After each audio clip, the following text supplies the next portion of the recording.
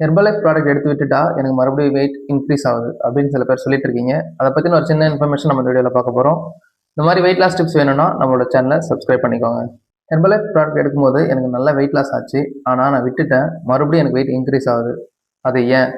நீங்கள் weight loss பண்ணும்போது என்னென்ன டயட் ஃபாலோ பண்ணீங்க, உங்களோட கோச் சொன்ன மாதிரி நீங்கள் ப்ராப்பரான டயட் யூஸ் பண்ணியிருப்பீங்க, எக்ஸசைஸ் பண்ணியிருப்பீங்க.